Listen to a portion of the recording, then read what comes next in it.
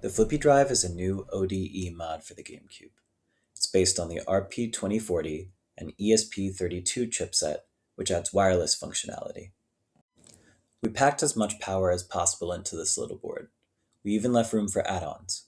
We've already released our Ethernet add-on, and we're working on more in the future. With the FlippyDrive, you don't have to worry about breaking or losing your physical media to bit rot over time. And the install could not be easier.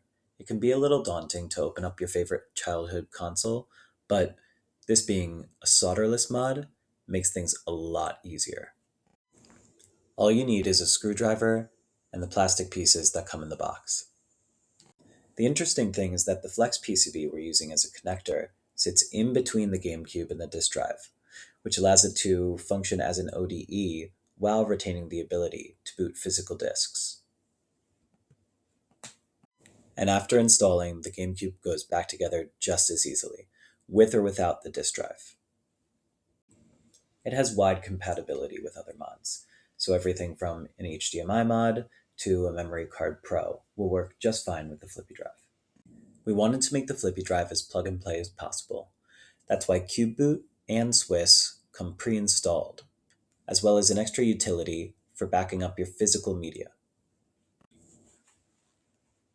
CubeBoot uses the original BIOS on the GameCube, with some improvements to make it more immersive for game selection.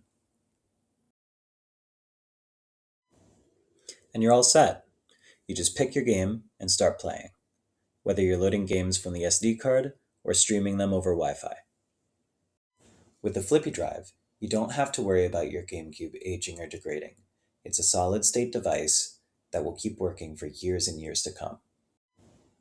We're working on lots of new features for the FlippyDrive, including Bluetooth controller support and network connectivity for supported games. And it's also great for homebrew. We intend to add support to several existing emulators and utilities. Check out the links in the description to learn more about the FlippyDrive.